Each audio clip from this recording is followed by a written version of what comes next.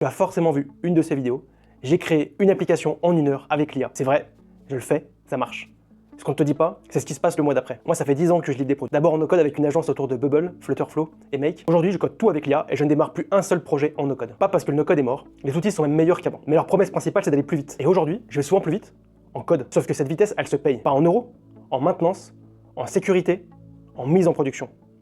Tout ce que Bubble portait à ma place revient sur mon dos. Je te montre le produit qui m'a fait basculer, ce que cette vitesse coûte vraiment et pourquoi je continue quand même. En février 2025, je disais l'inverse. Une vidéo de MiCode sort, le no-code est un piège. Je réponds publiquement sur LinkedIn point par point, 5 arguments pour le défendre. Je peux moi-même en témoigner personnellement puisqu'on a fait grossir des entreprises avec justement du no-code jusqu'à 300 000 utilisateurs dans le monde et avec plusieurs millions d'ARR. Et des exemples de ce type-là, j'en ai vu un paquet d'entrepreneurs. Et parmi tous ces arguments, il y avait le coût.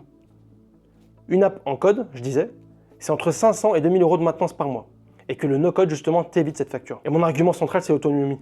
Puisqu'avec le no-code, tu peux ajouter un champ tout seul, tu peux changer une règle en autonomie, si tu as compris comment fonctionne par exemple Bubble ou Firebase avec Flutterflow. Et en code, ça va vite être plus compliqué. Puisqu'en fait, si tu as besoin d'une modification, tu as besoin très vite de ton prestataire. Et en juin 2025, encore 90% de mes projets étaient en no-code. Ils étaient vrais. Il y en a un seul qui a cassé, celui de la vitesse. Pour en parler, je vais te parler de Tala. Tala, c'est un projet que j'ai développé sur Bubble pendant quasiment 1 an. Je t'explique, Tala, c'est un agent vocal IA qui permet de décrocher par téléphone. Il va se connecter à ton téléphone, il va te permettre de répondre au téléphone grâce à une IA ou d'appeler des personnes grâce à une IA. Le MVP a été assez basique, puisqu'en fait, c'est où une sorte de formulaire à trous, où en gros, tu répondais à des questions, et ensuite, derrière, l'IA reprenait ce formulaire pour en faire un prompt. En gros, c'était une sorte de texte à trous qui faisait l'assistant. Et comme je te disais, c'est un MVP, donc il n'y avait pas de builder ou de workflow qui était visuel. Il n'y avait pas de chat qui permet de construire l'agent. Et surtout, il n'y avait pas vraiment de liberté au niveau du produit.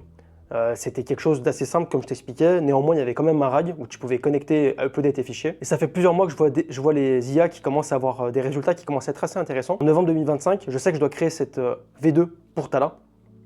Et je me dis, pourquoi pas le faire en code plutôt que de continuer sur Bubble. Je repère une librairie qui est open source, qui pourrait être une première base pour Tala, et je la customise complètement pour qu'elle soit à la sauce de Tala avec nos propres fonctionnalités. Et en gros, entre novembre et ensuite le 22 et le 23 décembre, j'effectue ma migration donc de Bubble vers cette nouvelle application Tala. Pour te donner quelques chiffres, donc il y avait à peu près une 60aine de workflows, et là où j'ai commencé déjà à me rendre compte de l'impact énorme, c'est qu'en fait en 1 mois et demi, j'avais développé plus que ce que j'avais développé sur plusieurs mois sur Bubble. Et beaucoup plus rapidement, j'avais déjà commencé à mettre des fonctionnalités en place que ça faisait plusieurs mois que je rêvais de pouvoir les faire. Et résultat, quelques jours avant Noël, j'avais un produit, une V2, qui était beaucoup plus grosse que ce que j'avais prévu, parce que j'ai pu aller beaucoup plus vite. Si le no-code servait à aller plus vite, il lui reste quoi le jour où le code va plus vite? Si tu te poses la question pour ton projet, j'ai mis un diagnostic dans le premier lien en description. Tu réponds à quelques questions et en quelques minutes, il te dit si tu dois partir en no-code,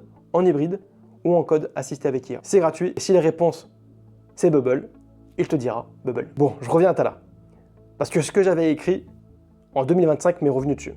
Pas du tout comme j'imaginais. Et à chaque fois, ce qu'on oublie de te dire, c'est que la partie de départ de créer ton projet, c'est le plus simple. Mais derrière, tu as toute la partie de maintenance. Il y a énormément de choses qu'il faut mettre en place. J'avais déjà fait des applis, donc je savais déjà qu'il fallait le faire. Mais ça, c'est quelque chose que je sais que quand on fait pour la première fois son appli, on oublie cette maintenance. Et la maintenance, ça veut dire quoi? Il faut que tu mettes à jour ton framework, tes packages, tes builds. Et idéalement, que ça le vérifie au moment de ton déploiement. En gros, si jamais tu utilises par exemple une librairie qui va être Next.js, il y a de fortes chances si tu as développé via IA quand tu as recommandé ce framework, et bien en fait, tu as des mises à jour de version à faire, un peu comme une mise à jour sur ton téléphone. Si tu ne les fais pas, il y a des failles de sécurité. Et notamment Next.js a eu d'énormes failles de sécurité ces derniers mois. J'ai des agents IA qui scannent ça tous les jours. Je t'en parlais d'ailleurs dans une précédente vidéo. Et qui vont m'envoyer une alerte au Telegram, donc il y a une mise à jour qui peut potentiellement casser quelque chose. Là, je vais vérifier comment est-ce qu'on va fonctionner. Et ça, c'est quelque chose qu'on oublie quand on utilise le no-code. C'est que ces plateformes comme Bubble, comme Software, elles te permettaient d'aller vite, mais aussi à gérer toute la partie serveur. Et elles te formaient aussi à gérer en fait qui pouvait voir quoi. C'est qu'elle peut te sortir un truc qui marche parfaitement en oubliant une règle de sécurité que tu savais même pas qu'il fallait lui demander. Quand on travaille avec des données de santé, donc on a besoin par exemple d'un hébergement HDS, et il y a énormément de règles à respecter. Et ces règles-là, si tu ne les connais pas, et que tu ne dis pas à l'IA qu'il faut les respecter, l'IA d'elle-même, elle ne va pas penser à faire en sorte que ton appli les respecte. Et quand tu débutes, tu ne sais pas forcément ce que tu dois demander, puisqu'en fait, tu peux potentiellement avoir des failles où tu ne vas même pas te rendre compte, et malheureusement, le moment où tu te rends compte, très souvent, c'est déjà trop tard.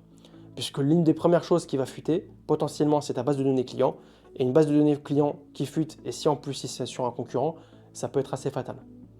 En plus d'avoir quelques problèmes concernant le RGPD. Et cette partie-là, si ton prototype fonctionne parfaitement, tu ne vas même pas te rendre compte. Aujourd'hui, ce qui est intéressant, c'est que tu as quand même beaucoup d'IA qui te permettent de faire ces audits-là. Et tu peux lui dire, voilà, je veux que tu sécurises toute l'application. Et pour conclure cette partie, une app qui marche, c'est pas forcément une app qui doit aller en prod. Le projet que j'avais mis en place, l'avantage avec Bubble, c'est qu'il te permettait de gérer justement tout ce qui était le monitoring et les différentes sauvegardes. Tout était fait automatiquement. Et toute cette partie-là, notamment des sauvegardes, c'est à toi de le faire quand c'est ton propre serveur. Donc dans mon cas, j'ai dû prendre en place un VPS, donc un serveur où c'est à toi de tout gérer de A à Z, et donc c'est à toi de gérer tes sauvegardes. Et ce que je te conseille, c'est aussi de faire des sauvegardes en dehors de l'hébergeur auquel tu es. Comme ça, si jamais il y a un souci sur ton hébergeur, tu as aussi une autre sauvegarde à côté que tu peux revenir dessus. Tu vois, ça c'est des choses que l'IA va pas forcément te recommander si tu lui demandes pas. Et tu peux te demander, ok, mais tu vas te demander, mais Dom, dans ce cas-là, si la maintenance c'est beaucoup plus long, pourquoi est-ce que tu as quand même maintenu le code et t'as pas gardé Bubble? Et franchement, quand on a une startup, le maître mot, c'est la vitesse. Et il faut dire ce qui est, c'est qu'en code, je vais plus vite en code aujourd'hui qu'en no code. Alors attention, je dis pas que tu vas prendre un prompt, tu vas lui dire fais-moi un Airbnb et qu'au bout d'une heure, tu as ton application. Ce serait beaucoup trop simple. C'est pas comme ça que ça se passe. Il y a quand même beaucoup d'itérations, il y a quand même beaucoup de temps à faire. Et typiquement sur la V2 dont je vous parlais tout à l'heure, il y a eu énormément de jours pour faire en sorte que tout fonctionne bien. Les 80% du début sont les plus rapides, et puis des fois les 20% qui sont sur la fin sont des fois ceux sur lesquels tu passes le plus de temps, puisqu'en fait tu es sur la finition. Et un projet qui bug 3 fois sur 5, c'est toujours pas bon. Il faut qu'il bug quasiment jamais. Surtout quand on est sur ces fameuses fonctionnalités cœur. Par contre, l'avantage énorme, c'est que tu peux faire absolument tout ce que tu veux, vu que c'est ton propre serveur, et tu peux donc automatiser beaucoup plus de tests lorsque tu vas mettre en production une nouvelle version. C'est que quand tu vas mettre en production une nouvelle fonctionnalité, tu as des chances qu'il y ait des choses qui cassent, surtout si ton application est grosse, puisqu'en fait c'est très compliqué de tout tester. Moi dans Tala, quand je fais une nouvelle fonctionnalité, j'ai besoin absolument que les appels continuent, puisque je ne peux pas faire en sorte que ça casse. Et dans mon cas, je dois même faire en sorte que quand je fais une nouvelle fonctionnalité, que ça ne casse pas les appels qui sont en cours, puisque sinon ça aurait une grosse incidence. J'ai fait des tests aussi bien en code, des tests sur navigateur, et dans mon cas, j'ai même mis en place des tests où j'ai une IA qui appelle une autre IA pour vérifier que ce que je mets en place ne va pas créer des bugs. Que ce soit par exemple sur la prise de rendez-vous, que ce soit sur des fonctionnalités un peu cachées. L'idée, c'est de vérifier et d'être sûr que ce que je vais mettre en place ne va pas casser. Je vais te raconter une anecdote. Si tu ne comprends pas ce qui se fait, typiquement dans ce cas de test, une fois, je me suis rendu compte qu'en voulant tester une appli, elle m'avait fait une backdoor. Donc en gros, c'est une porte dérobée pour qu'elle puisse tester sans avoir à se connecter. Et je lui dis, mais attends, là, tu fais quoi tu viens de... Enfin, comment ça... Enfin, non. Je lui dis, mais comment ça se fait que tu as pu tester sans même te connecter, je t'ai pas donné d'accès?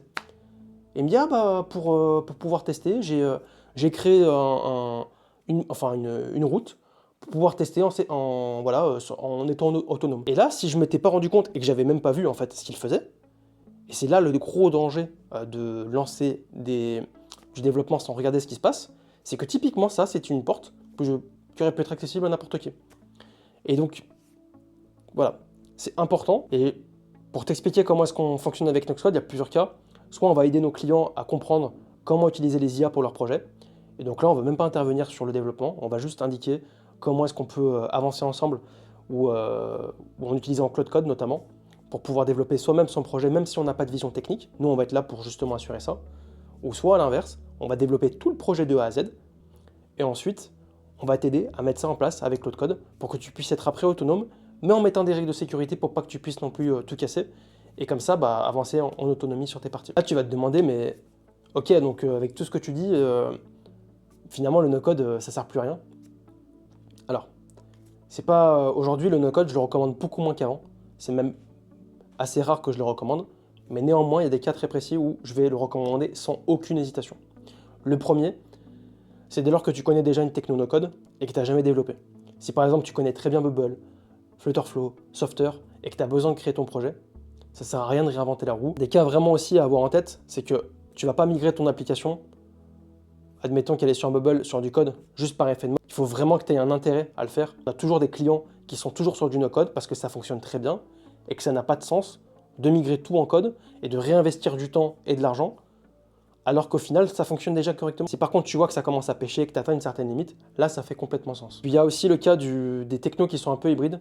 Je pense à WeWeb, je pense à Flutterflow, où tu peux aussi bien ajouter du code que tu peux aussi en exporter. Là, dans ces deux cas-là, pour moi, ça peut être des technos que je vais quand même encore un peu recommander, puisque ça peut être des technos qui sont intéressantes, puisque ça te laisse une sécurité pour pouvoir exporter le code. Le seul qu'aujourd'hui je continue à utiliser, et qui je pense ça va pas changer tout de suite, c'est N8N, puisqu'en fait N8N il me rapporte le meilleur des deux mondes.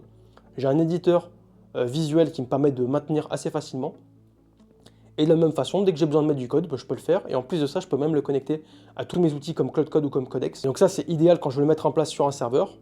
Et si j'ai pas envie de m'embêter, eh bien je fais exactement la même chose, je peux le faire aussi sur Make.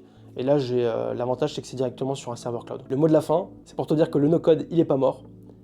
Il est redevenu juste une option parmi tant d'autres, alors que pendant quelques années, il était automatiquement le plus rapide. Le code n'est plus réservé à ceux qui écrivent les lignes eux-mêmes, mais par contre, la responsabilité, elle n'a pas bougé de place. Si tu débutes, Softer, Make, N8N ou même Bubble, il reste des choix très bons. Parce que non seulement tu vas apprendre à faire une appli, mais en plus tu vas comprendre la logique. Et Bubble, c'est excellent pour comprendre comment fonctionne l'application. Tu vas comprendre ce que c'est une base de données, tu vas comprendre ce que c'est des fonctionnalités aussi bien sur ton navigateur que sur un serveur. Bref, il n'y a rien de mieux pour pouvoir apprendre. Et au-delà de ça, tout choisir ta techno pour le produit et pour la personne qui va la maintenir. Il ne faut pas en faire une religion en restant absolument en se disant cette technologie est la meilleure tout le temps. Non, les choses évoluent. Si tu as un projet concret et que tu hésites, le lien est en description, tu tomberas sur moi. Je t'aiderai soit à te former sur ces technologies-là, soit directement à construire le produit pour toi pour que tu puisses le prendre en main. Allez, ciao!